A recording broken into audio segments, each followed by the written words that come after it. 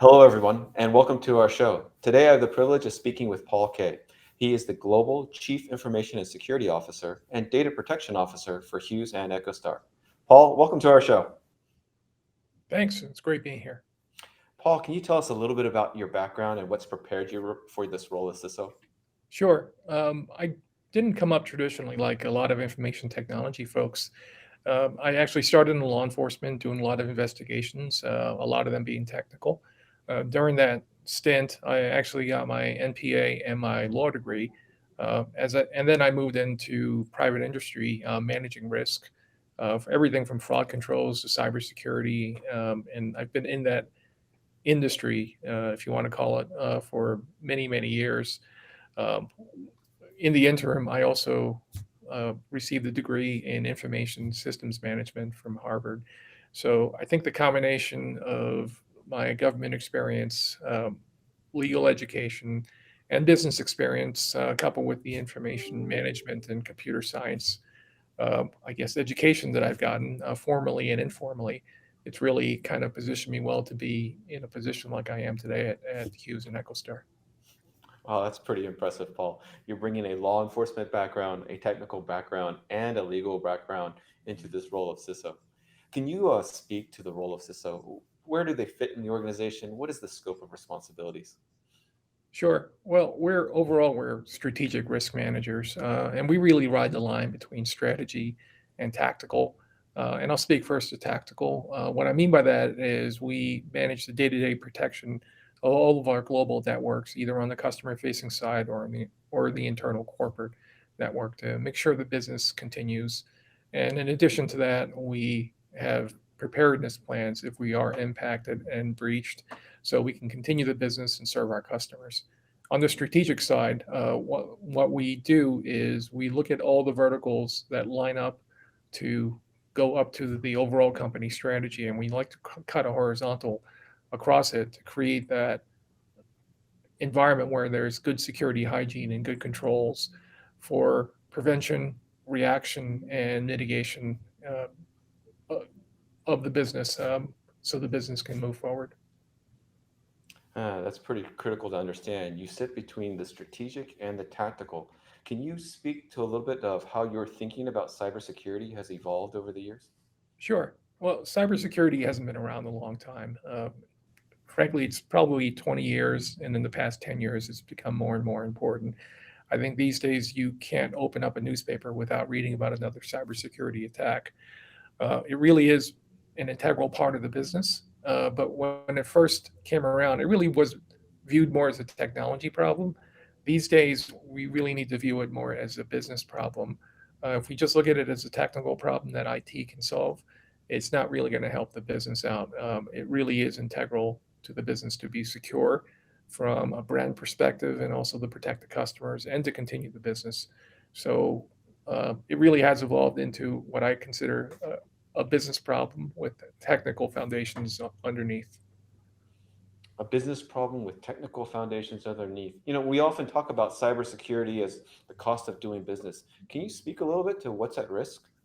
Sure. Well, I'll give you a good analogy. Would you ever buy a car without seatbelts or airbags these days? That's the same thing with cybersecurity. When you build a network, when you build a business, for better or worse, everything these days relies on technology. Whether you own a few gas stations and you have points of sale, and um, or you're at a Fortune 50 company with massive networks, everything is enabled and supported by technology. So not having those protections built in foundationally or through your managed service provider is not a best practice these days. When we think about cybersecurity, it's often kind of like a black hole in terms of just you just continue to invest and invest and invest. Can you provide some guidance on what does an adequate cybersecurity posture look like? Sure. Well, that's one of the bigger problems. There's so many different complexities and components to security that you really could fall down that black hole and just overspend on something you might not even need. So, really, what you need to do is be more strategic and risk rank what you feel are the things that would really stop your business, hurt your customers, or overall just uh, create damage to the brand and the business. Once you have that risk rank, you can attack those things that you know are most dire to the business and then go down from there and scale down or scale up as needed. Without doing that and trying to basically cover every single thing, it would be a losing battle because it's just if they don't get in from one side, they'll get in from another. So you really need to understand what your risks are to really manage them. That's quite helpful. The prioritization of your risk. Can you maybe further elaborate? It's more than just financial risk that's at stake when it comes to cybersecurity threats, correct? Sure. Well, cybersecurity impacts everyone from nonprofits to for-profit businesses to large enterprise to small medium business. So while the financial piece is obviously very, very, very important, um, the survival of your business is probably more important in reference to protecting your customers, protecting your products, protecting your brands, and continuing your business. So if, God forbid, you had a ransomware attack on your network, you have a plan to remediate and to continue the business and to also communicate. And don't forget, there's a lot of legal ramifications to that too. So preparedness is key for when you have to react to a breach. But at the end of the day, the best thing is to have good security hygiene in the first place. So you hopefully never get there. That preparedness is critical. If we think about, we often will say it's not a matter of if you're going to have a cybersecurity data breach, but more of when. And when that breach happens, you can dramatically reduce your cost implications by just being ready to respond. Is that not correct? Yes, absolutely. I think these days the perspective really is it's not if you're going to be breached, it's Mhm. when you're going to be breached, or actually, we're always breached at a certain level. And really, the game here is to identify, isolate, and mitigate as quickly as you can when something's in the network. So it doesn't lock up, let's say, all of your points of sale or your gas pumps or a network management system critical to the business. So that's really where we're at right now. So you want to make sure that when you're building your network, or either through your own means or through a managed service provider, that they provide good security controls like firewalls, good awareness for your employees so they don't click on things they shouldn't be clicking on. Even more awareness where they shouldn't be reusing logins and passwords on multiple stuff, and good segregation of your network too.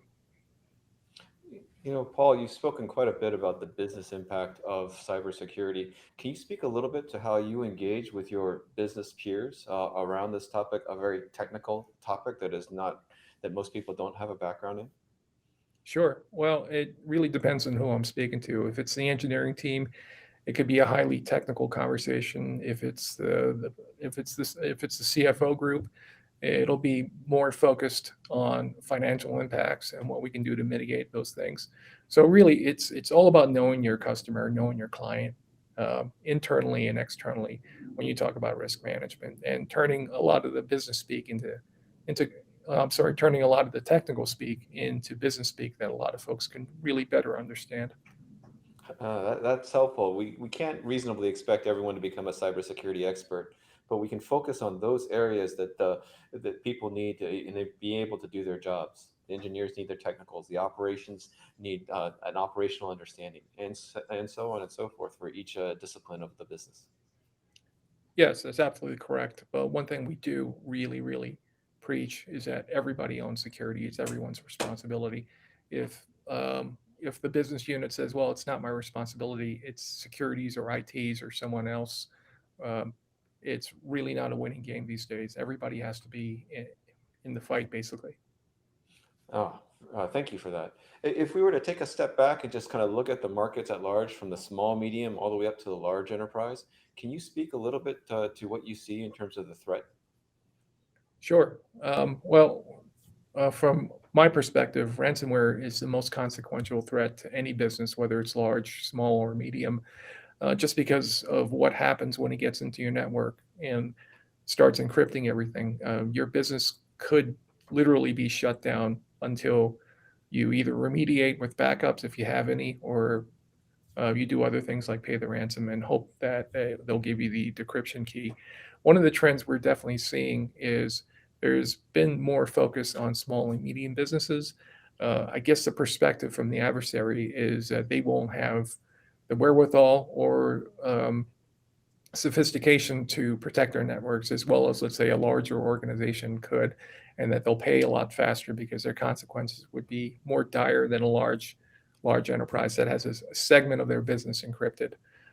So we're seeing those targets come up and down the threat matrix lately. But at the end of the day, again, whether you're a Fortune 50 company or you own 20 gas stations or 20 other retail stores, everybody's susceptible to cybersecurity risk and really needs to pay attention to it.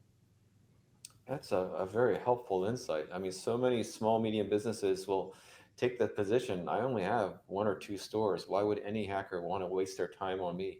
And it Yeah, seems like they're failing to realize is it's a level of effort versus the reward. And it's a very small level of effort to go after even a small, medium business. sure. Well, at the end of the day, the adversary, the bad guys, have limited resources, just like everyone else does. So really, what they try to do is go after easier targets. So it might not be the reality, but the perception is that small, medium businesses are probably easier to come after, Hmm. and because they get less money out of that, they scale up where they attack thousands of small, medium businesses at a time to get that return on investment. The best advice I can give to any business is um, these folks on the other side don't want to work that hard. So if you have good security, hygiene, good controls, and basically make it expensive for them, time and money wise, to get in to achieve their goals, they're going to move on to another target. A great analogy is if your house has a burglar alarm and a dog, and the professional burglar team sees that, and they might think twice and look down the street for maybe a house that doesn't have a burglar alarm, a dog, and maybe keeps the front door unlocked. You've spoken about cyber hygiene a couple of times. Could you expand on that? What does good cyber hygiene look like? It's a combination of everything from good awareness to your employees because they're usually the biggest vector. Even today, email attacks on folks so they can click through things are still really prevalent. So you want to have good awareness controls at that level, and it needs to be continuous. It's like exercise. You just can't go to the gym for 1 week and think that you're going to be an Olympian. It's got to be consistent. Secondly, your network should have good security controls where you have a firewall in place and you have something inside the network to really detect anything that does get through.